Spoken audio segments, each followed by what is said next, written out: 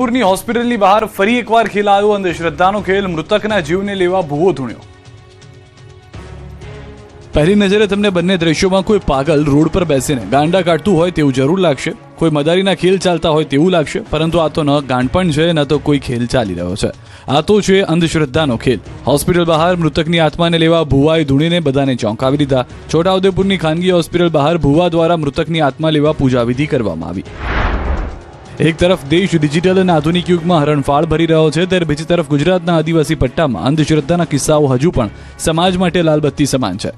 છોટાઉદેપુરની એક ખાનગી હોસ્પિટલમાં બીમાર દર્દીનું મોત થતા તેના સગાવાલાઓ ભૂવાને લઈને મૃતકની આત્મા લેવા પહોંચ્યા. ભૂવાએ હોસ્પિટલની બહાર બેસી મૃતકના જીવનો કબજો લેવા પૂજા વિધિ કરી. ભૂવાએ એક નાળિયેર લઈને તેના ઉપર વિધિ વિધાન કરીને મૃતકની આત્માને કળશમાં પૂરીને લઈ ગયા હોવાનો દાવો કર્યો. હોસ્પિટલની બહાર ભૂવાની વિધિથી જોવા માટે લોકોના ટોળા ઉમટી ગયા. પરિવારજનોનું કહેવું છે કે તેમના પરિવારના મૃતક સભ્ય કાયમ તેમની પાસે રહે તે માટે આ વિધિ કરાવી છે. હોસ્પિટલના કેમ્પસની બહાર જ ભૂવો પૂજા વિધિ કરતો હોવાના દ્રશ્યો જોઈને ત્યાં આવતા જતા દર્દીઓ અને પરિવારોમાં દહેશતનો માહોલ છવાયો. બીજી તરફ આ સમગ્ર ઘટનાને વિજ્ઞાન જાથાએ વખોડીને ભૂવા અને પરિવાર સામે કાર્યવાહીની માંગ કરી. રબારી યુવાન સાથે લગ્ન કરનાર ખેડાના લસુંદ્રા ગામની દીકરીની હત્યાના આક્ષેપ. દીકરી પરત જોઈતી હોય તો 25 લાખ માંગ્યાના માતાના આક્ષેપ. ખેડાના લસુંદ્રા ગામની પાટીદાર દીકરીના રબારી સમાજના છોકરા સાથે લગ્ન વિવાદમાં નવો જ ઘટસ્ફોટ થયો. પાટીદાર નેતા અને દીકરીની માતાએ દીકરીની હત્યા થઈ હોવાની આશંકા વ્યક્ત કરી. દીકરીને ભગાડવામાં સંડોવાયેલા રણછોડ રબારી નામની વ્યક્તિ અને તેના પરિવારે લગ્ન છૂટું કરવા માટે 25 લાખની માંગણી કરી હોવાનો દાવો કરાયો. ગઈકાલે બપોરે દીકરીના મમ્મી અને એમના આંટી બંને આ રણછોડ ભુવાજીની ઘરે ગયા ત્યારે રણછોડ ભુવાજીના ભાઈ રામજી રબારીએ દીકરીને જોતી હોય તો અમારા સમાજમાં રિવાજ છે કે છૂટું કરવાના 25 લાખ રૂપિયા તમારે આપવા પડશે. એ લોકોએ એવું કીધું કે હવે તમે તમારી દીકરીને તમે ભૂલી જજો, જો તમે પૈસા નહીં આપો તો તમારી દીકરીના અંશો પણ તમને મળશે નહીં, કે દીકરીની હત્યા થઈ હોય એવું અમને આશંકા છે. બીજી તરફ દીકરીની માતાએ આક્ષેપ કર્યો કે દીકરી સાથે જબરજસ્તીથી લગ્ન કરાયા. તઈ જઈને રણછોડભાઈ તો ના મળે પણ એમના ભાઈ મળ્યા. તે મેં એમ કહ્યું કે ભાઈ તમે મારી છોકરીને આવું કેમ કર્યું? તો કે હવે તમારે છૂટું કરવું હોય તો અમારા સમાજમાં તો 25 લાખ આલવા પડે. મેં કહ્યું એવી તો અમારી પરિસ્થિતિ થોડી હોય ને, અમે થોડા તમારા સમાજના છીએ તેવું બધું હોય. મેં કહ્યું તમે મારી દીકરી મને આપી દો. તો કે 2 દિવસ એવું ના ચાલે સાહેબ, એવાય જરની ખોવાઈ તારની 2 દિવસ એવું તો હોતું હશે સાહેબ. આ તો રમકડું છે તે 2 દિવસ હોય. સમગ્ર મામલે વરુણ પટેલે માંગ કરી કે રણછોડ રબારી તેમજ તેમના ભાઈ પર ગુનો દાખલ થાય, જવાબદાર 3 પોલીસ કર્મીઓને ફરજ મુક્ત કરવામાં આવે. રણછોડ માસ્તર અને એમના ભાઈ ઉપર તાત્કાલિક અસરથી ખંડણીની અને લૂંટની ફોજદારી ફરિયાદ દાખલ કરવામાં આવે. 3 પોલીસ સ્ટાફમાંથી જે 3 લોકો એમના સમાજના ઇન્વોલ્વ છે એમને તાત્કાલિક અસરથી ફરજ મોકૂફ કરવામાં આવે અને હત્યાના આરોપી તરીકે રણછોડ રબારી અને એમના ભાઈને ટ્રીટ કરવામાં આવે. આ તરફ ઠાકોર સમાજનું સંમેલન મોકૂફ રાખવામાં આવતા કોંગ્રેસ નેતા અને ઠાકોર સમાજના આગેવાન બળદેવજી બગડ્યા. પાટણના વામૈયા ગામે 23મી માર્ચના રોજ ઠાકોર સમાજનું સંમેલન મળવાનું હતું, પરંતુ કોઈ કારણોસર આ સંમેલનને મોકૂફ રાખવામાં આવ્યું, જેને લઈને આક્રોશ ફાટી નીકળ્યો. ઠાકોર સમાજના આગેવાન અને કોંગ્રેસ નેતા બળદેવજી ઠાકોરે સવાલ ઉઠાવ્યા. કોઈનું નામ લીધા વગર બળદેવજીએ કર્યો ભેદક સવાલ. કહ્યું કે રબારી સમાજની સામે સંમેલન ન હતું, પરંતુ પોલીસે આરોપીના કાઢેલા વરઘોડા સામે સંમેલન હતું. આ સંમેલન જે પોલીસ દ્વારા વરઘોડો કાઢી અને જે નીચ કૃત્ય કર્યું હતું એની સામેનું આ સંમેલન હતું. આટલેથી જ બળદેવજી ઠાકોર અટક્યા નહીં. તેમણે આક્ષેપ કર્યા કે વ્યક્તિગત લાભ માટે આ કાર્ય કરાયું. વ્યક્તિગત લાભ લેવા માટે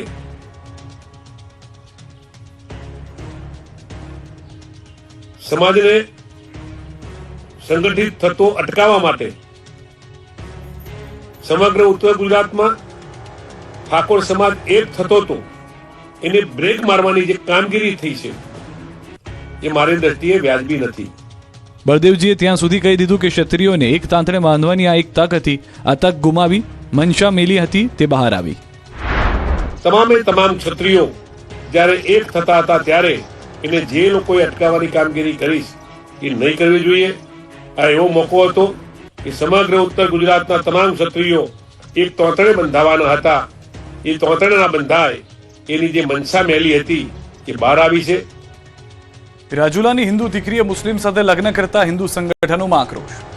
હું મારી મરજીથી આવી છું, મને કોઈ પણ જાતનું પ્રેશર કરવામાં નથી આવ્યું. અને જો એની ફેમિલી યા મુઈઝને ઉપર કાંઈ બી થયું, મારી ઉપર કાંઈ બી થયું, તો એની જવાબદારી મારી ફેમિલીની રહેશે. કોઈ પણ જાતની મુશ્કેલી આવી, કોઈ પણ જાતની ધમકી દેવામાં આવે છે, તો એ પણ જાતની કોઈ પણ જાતની અમારી ઉપર મુશ્કેલી આવી તો એ બધાની જવાબદારી મારી ફેમિલીની રહેશે. હિન્દુ દીકરીએ મુસ્લિમ સમાજના યુવક સાથે લગ્ન કર્યા બાદ આ ચેતવણી આપી. લવ જિહાદની ઘટના બની અમરેલીના રાજુલા શહેરમાં, જ્યાં હિન્દુ સમાજની દીકરી પરિવારની વિરુદ્ધમાં જઈ મુસ્લિમ યુવાન સાથે ભાગીને લગ્ન કરી લેતા ખળભળાટ મચી ગયો. યુવતી સુરત બ્યુટી પાર્લરનો કોર્સ કરવાનો કહી 10 દિવસ પહેલા નીકળી હતી. બાદમાં મુસ્લિમ સાથે લગ્ન કરી લીધા. લગ્ન કર્યા બાદ યુવક યુવતી સુરત ભાગી ગયા, જે બાદ યુવતીએ વિડીયો વાયરલ કરીને મરજીથી લગ્ન કર્યાનો દાવો કર્યો. સાથે જ પરિવાર અને હિન્દુ સંગઠનોને ધમકી આપી કે મને અને યુવકને કંઈ થયું તો તેનો જવાબદાર પરિવાર હશે. લવ જિહાદની ઘટનાને લઈને રાજુલા હિન્દુ સંગઠનોમાં રોષ ફાટી નીકળ્યો છે. રાજુલામાં યુવતી ગુમ થયાની જાણવા જોગ ફરિયાદ નોંધાઈ. માત્ર 15 દિવસમાં હિન્દુ યુવતીને મુસ્લિમ યુવક ભગાડી જતા હિન્દુ આગેવાનોમાં આક્રોશ આસમાને છે. કે આ દીકરી મુસ્લિમ સાથે લગ્ન કરવાની છે ત્યારે મેં એમના ઘરે જઈ આ દીકરીને 2 ઝાપટ મારેલી અને હું એમના મમ્મી પપ્પાને ચેતવણી દઈને આવી હતી કે તમે આ દીકરીનું ધ્યાન રાખજો, આજે નહીં તો કાલે આ દીકરી અવળું પગલું ભરવાની છે. ત્યારે એ લોકોએ એ વાતને ઇગ્નોર કરી અને છતાં દીકરીને પાછી બહાર જવા દીધી. એ સુરત ગઈ અને એણે કાલે સોશિયલ મીડિયામાં જાહેરાત આપી કે હું મારી રીતના ખુશ છું, મેં લગ્ન કરી લીધા છે. આવી દીકરીઓ ખૂબ જ શરમ થવી જોઈએ તમને. રાજકોટના ઈશ્વરિયામાં કડવા પાટીદાર સમાજનું સંમેલન મળ્યું. સાંસદ પરસોત્તમ રૂપાલાનું આક્રમક સંબોધન, કહ્યું હવે પાટીદારોને બંધારણની જરૂર. ગુજરાતમાં સ્થાનિક સ્વરાજ્યની ચૂંટણી પૂર્વે ઉમિયાધામ દ્વારા રાજકોટના ઈશ્વરીય ગામે આજે 22 માર્ચના કડવા પાટીદારોનું મહાસંમેલન યોજાયું. અહીં ₹125 કરોડના ખર્ચે જીવન વિદ્યાપીઠ શૈક્ષણિક સંકુલનું ખાતમુહૂર્ત કરવામાં આવ્યું. આ પ્રસંગે પાટીદાર આગેવાન અને સાંસદ પરસોત્તમ રૂપાલાએ આક્રમક સંબોધન કર્યું. સામાજિક મૂલ્યો અને કૌટુંબિક માળખા પર ગંભીર ટકોર કરી. કહ્યું કે ઘરે કુટુંબમાં કેટલા ડસ્ટબિન એટલે કે કેટલા વડીલો છે એવું પૂછે છે. સહકુટુંબ અને ગામડે દીકરી દેવી નથી, એ ચિંતાજનક છે. ચિંતન કરજો, નહીં તો પ્રાણીઓ જેવી સ્થિતિ બનશે. શર્મ સાથે મને કહેવાનું મન થાય, શબ્દો જે સંભળાય છે ને એને સાંભળતા આપણને એમ થાય કે આ શબ્દો આવે છે, કેટલા ડસ્ટબિન છે એવું પૂછાય છે. What is this? ખૂબ ગંભીરતાપૂર્વક ચિંતન કરજો. સમાજ જો ચેતી નહીં જાય તો પ્રાણીઓની જે દશા છે ને એની દશાથી નજીક આપણો સમાજ સરકી જશે. આટલેથી જ પરસોત્તમ રૂપાલા અટક્યા ન હતા. મોંઘા લગ્નો પર કટાક્ષ કરતા કહ્યું કે લગ્નમાં ખોટા ખર્ચ અટકાવવા માટે હવે સમાજમાં કડક બંધારણની જરૂર છે. સાથે જ કહ્યું કે ગીધ નજરે જુએ એવી ફેશન આપણા સમાજની શોભા નથી. અંગ પ્રદર્શન થાય એવા ડ્રેસ કોડને પ્રમોશન આપવું જોઈએ નહીં. ધ્રોળની અંદર તો કહ્યું હતું કે ધ્રોળના વડીલોએ 65માં બંધારણ બનાવ્યું છે. 65 ની અંદર તેથી વડીલોને ખબર હતી કે બંધારણની જરૂર જોઈએ, હોવું જોઈએ. હવે અત્યારે આપણે સર્વ રીતે સુખી થયા છીએ. માતાજીના 1000 હાથ આપણી ઉપર છે એમ કહેવાનું મન થાય એવો સરસ સમય છે. અને ત્યારે આપણને સામાજિક આપણે કયા સમાજના છીએ એની સ્મૃતિ થાય એવી કોઈ ઘટના આપણી હારે જોડાયેલી જ નથી રહી. આવા કાર્યક્રમમાં આવી તેથી ખબર પડે કે હા ભાઈ આપણે આ મહિલા જ છીએ. અને આમાં તો ઘણાય છે, ના આપણા વરામાં ના આપણા ખરામાં. હવે આપણને એવું લાગતું જ નથી કે આપણે આનું કંઈ માનવું જોઈએ, એવું કશું છે જ નહીં. એવો સમય હોવાને કારણે આપણે નવેસરથી આપણા પ્રસંગોનું ઇવેલ્યુશન કરવું જોઈએ. તો લગ્ન અને મરણના પ્રસંગોમાં બદલાયેલી સંસ્કૃતિ પર દુઃખ વ્યક્ત કરતા રૂપાલાએ કહ્યું કે પહેલા મહિલાઓ લગ્નના ગીતો ગાતી, હવે બધું કોન્ટ્રાક્ટ પર ભાડે આપી દીધું છે. બહેનો, તમને કોઈ દિવસ એવો વિચાર આવે છે કે આવા સુંદર મજાના સ્વર્ગ સમા આપણા જે વ્યવહારો હતા એને હાવ માઇનસ કરીને બેહી ગયા છે? તમારા ગીતોની અલગથી લગ્ન શરૂ થતા હતા, ગીત તમારા મંગલ ગાનથી શરૂ થતા હતા. એને વરરાજાને ગણે બેહારે ન્યાથી તે એક પ્રસંગના ગીત તમારા ગીત વગર પ્રસંગ હાલતા નહોતા. આપણે 100% ભાડા ઉપર કરી. શું થયું તમને? એવું કાંઈ ન થયું? તમારો આ ગરાહવી હોઈ ગયો? બહેનો, એ તમે હાથે કરીને જવા દીધો છે કે ગયો છે ને તમે જોતા રહ્યા છો? એનો વિચાર એકલા બહેનો ભેગા થઈને વિચાર કરજો કે આ વ્યૂ કેમ ગયું આપણા. તો હાલ સાસુની પીડા પણ વ્યક્ત કરી. પિયર મળવા જવું હોય તો 5 રૂપિયા હાહુ આપે ઈ લઈને વહુ મળવા જઈ શકતી ઈ મેં જોયેલું છે. હવે તો પૂછવાનું ઠેકાણું નથી. અત્યારે એક નવી સમસ્યા આવી છે, પરિવર્તનને પેલું છે ધારો સંભાળી દઉં.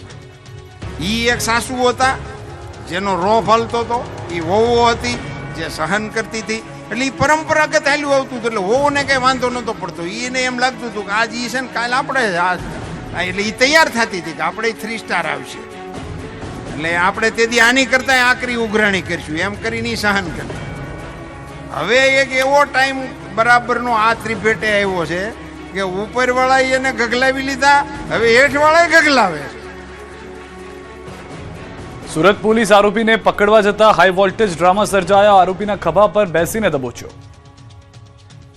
1000ની ઉઘરાણી કરવા નીકળેલા ગુંડાઓને પકડવા જ્યારે પોલીસે બોચી પકડી તો અન્ય આરોપીએ બાઇક લઈને ભાગવાનો પ્રયાસ કર્યો, છતાં પોલીસ ઝૂકી નહીં.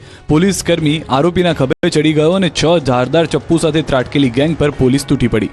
ફિલ્મના શૂટિંગ જેવા લાગતા આ દ્રશ્યો રીલ નહીં રિયલ છે. સુરતનું ગોડાદરા વિસ્તાર કોઈ હાઈ વોલ્ટેજ એક્શન ફિલ્મ કે ગેંગસ્ટર મૂવીના શૂટિંગ લોકેશનમાં ફેરવાઈ ગયું.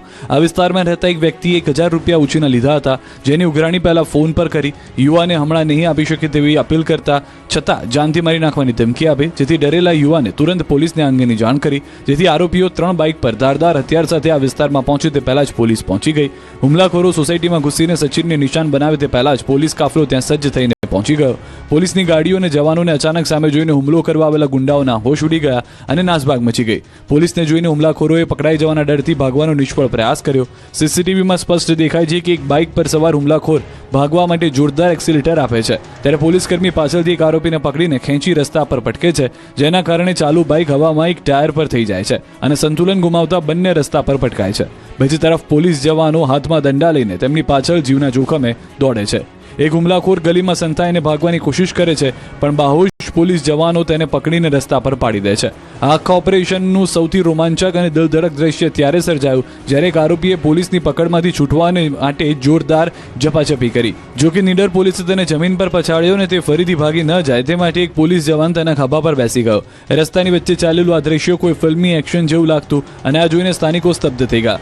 પોલીસે તમામ આરોપીઓને રસ્તા પર લાઇનમાં બેસાડી તેમની કડક પૂછપરછ કરી અને તલાશી લેતા ઘાતક હથિયારો મળી આવ્યા. મહેસાણા હાઈવે પર આઈસર પલટી કાર પડતા કારમાં સવાર લોકો ઝૂંધાઈ ગયા. અમદાવાદ મહેસાણા હાઈવે હવે જાણે કે મોતના મુખ સમાન બની રહ્યો છે. કલોલના શેરથા બાયપાસ પાસે એક કમકમાટીભર્યો અકસ્માત થયો. અમદાવાદથી મહેસાણા તરફ જતા હાઈવે પર શેરથા બાયપાસ નજીક પૂરપાટ ઝડપે જતા આઈસર ટ્રકના ચાલકે સ્ટીયરિંગ પરથી કાબુ ગુમાવ્યો. ટ્રક પલટી મારીને બાજુમાં પસાર થતી કાર પર પડતા કારનો ભુક્કો બોલી ગયો. કારમાં અંદર બેસેલી મહિલાને બહાર કાઢવાની તક મળે તે પહેલા જ ટ્રકના ભારે વજનને નીચે દબાઈ જવાથી તેનું પ્રાણ પંખીરું ઉડી ગયું. આ અકસ્માત બાદ હાઈવે પર બંને બાજુ કિલોમીટરો સુધી વાહનોની લાંબી કતારો લાગી, જેના કારણે મુસાફરો ભારે હાલાકીમાં મુકાયા.